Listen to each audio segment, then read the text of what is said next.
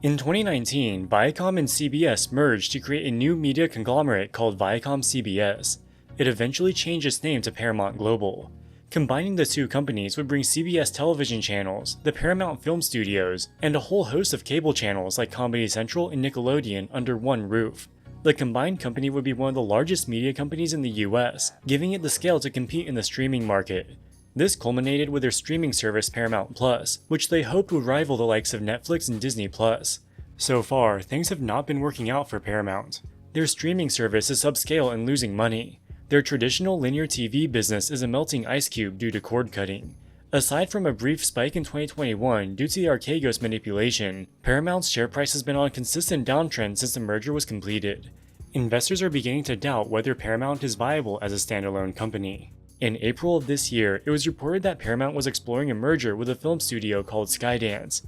However, the terms of the proposed merger seem to be designed to enrich Paramount's controlling shareholder Sherry Redstone at the expense of minority investors. Some shareholders have accused Redstone and SkyDance of trying to steal the company. In this video, we'll look at why Paramount Global is failing as a standalone company, why they're trying to merge with SkyDance, and whether or not Sherry Redstone is trying to steal the company.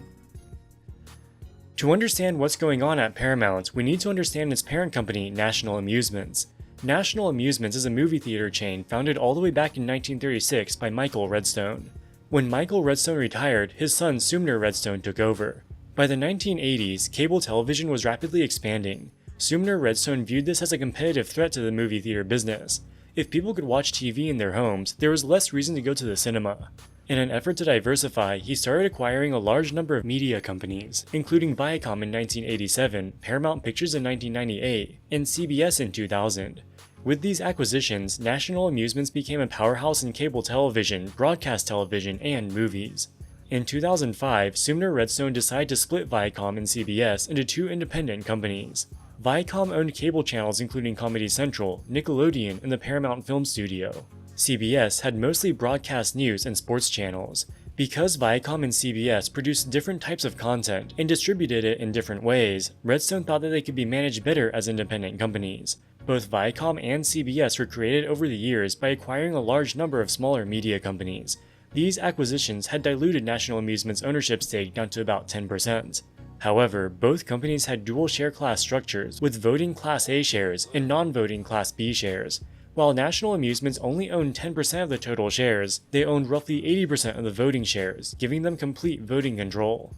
In 2016, Sumner Redstone turned 80 years old, and his mental faculties were in a severe state of decline, so his daughter, Sherry Redstone, took over as chair of National Amusements.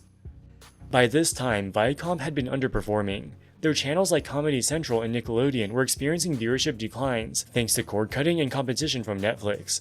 CBS was doing much better. Their focus on live news and sports made them less vulnerable to Netflix competition. Redstone had the idea of re-merging the two companies. She thought the combined company could eventually be sold to a larger media company for a greater price than if they were each sold separately.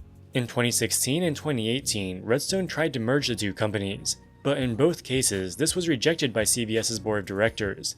CBS CEO Les Moonves viewed Viacom's channels as melting ice cubes. It would not be in the best interest of CBS shareholders to acquire Viacom. In 2018, Les Moonves' long history with alleged sexual misconduct was exposed. It was also exposed that CBS's board failed to properly investigate the allegations. Moonves and the rest of the CBS board resigned in disgrace. This gave Sherry Redstone an opportunity to stack the board with her allies, and she got the merger approved in 2019. The deal was highly controversial. It was approved by the boards of directors of both companies, who were technically independent, but Sherry Redstone had filled both of the boards with her own allies, effectively guaranteeing the deal would get done. Also, because National Amusements owned 80% of the voting shares of both companies, there was no shareholder vote. Minority shareholders were powerless to stop the deal. Minority shareholders on both sides were unhappy. CBS shareholders didn't want to be combined with Viacom, which was viewed as having lower quality channels. Viacom shareholders were unhappy about the terms of the merger, which gave Viacom a lower valuation multiple than CBS. Thus, Viacom shareholders felt like they were getting robbed. Former Viacom shareholders sued the combined company and eventually won a $122 million settlement. Separately, shareholders of the combined entity sued National Amusements, alleging that the merger was not done in their best interest. National Amusements was ultimately forced to pay a $167 million settlement to ViacomCBS. While Sherry Redstone owned a controlling stake, she still has a fiduciary duty to act in the best interest of all shareholders. If she makes unpopular decisions, she can be subject to shareholder litigation. One of the motivations of the merger was to give the combined company enough scale to launch its own streaming service. The company changed its name to Paramount Global, and in 2021 launched Paramount Plus. As of the first quarter of 2024, Paramount Plus has grown to over 70 million paying subscribers worldwide, but it's still subscale compared to its competitors. If we look at the number of original shows released by each streaming service, Paramount Plus is the lowest, with only 52 shows in 2022. For comparison, Netflix created 631 original shows, Disney Plus created 95, and HBO Max created 99. Due to the shallow breadth of content, consumers aren't willing to pay a lot of money for Paramount Plus. Of the major streaming services in the US, it's the cheapest, with the ad-supported tier only costing $6 per month. In 2023, Paramount Plus generated a little less than $7 billion of revenue. Netflix generated $37 billion. Disney streaming services generated $22 billion, and HBO Max generated $10 billion. Since its launch in 2021, Paramount Plus has been losing money. In 2023, it generated an adjusted operating loss of $1.7 billion.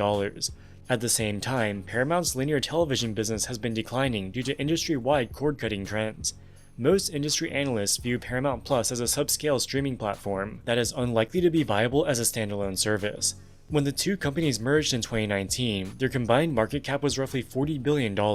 Today, this has declined to less than $9 billion. Investors have lost confidence in the company. By late 2023, it had become clear that Paramount was failing as a company, so Sherry Redstone started exploring strategic options. In April of 2024, it was reported that Paramount had entered exclusive discussions to explore a potential merger with a company called SkyDance Media. SkyDance is a movie production company founded by David Ellison, the son of billionaire Oracle founder Larry Ellison. SkyDance has produced movies for large franchises, including Transformers and Mission Impossible. In principle, merging with another film studio might sound like a good idea. It could provide more content opportunities for Paramount Plus. But when the terms of the proposed deal were reported, it looked more like a robbery than a merger. According to media reports, David Ellison and a consortium of investors would buy National Amusements for $2 billion. This would value National Amusements shares at approximately $31.60 each. This is a whopping 169% premium to the unaffected price of the Class B shares. Remember that while Class B shares can't vote, they have the same economic interest in the company as Class A shares. This deal gives Sherry Redstone a massive cash windfall above the economic value of her shares. The second part of the deal is for SkyDance to merge with Paramount in an all-stock merger that would value SkyDance at roughly $5 billion. SkyDance is expected to generate $1 billion of revenue this year, meaning that this merger would value the company at 5 times sales. Paramount's unaffected stock price valued the company at just 0.7 times sales. Paramount is a far larger company with about $30 billion of annual revenue compared to SkyDance's $1 billion.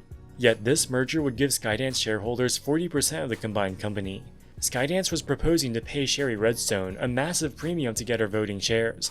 Once they have the voting shares, they would effectively steal 40% of Paramount by forcing through a dilutive merger at extremely unfavorable terms to Paramount's non-voting shareholders. To add insult to injury, in March the private equity firm Apollo reportedly offered to acquire Paramount for $27 billion inclusive of debt. This would have valued all Paramount shares, both Class A and Class B, at about $22 each, a massive premium to the unaffected share price. On its face, the Apollo offer was far more favorable to minority shareholders, but it wouldn't be as good for Sherry Redstone, so she turned it down.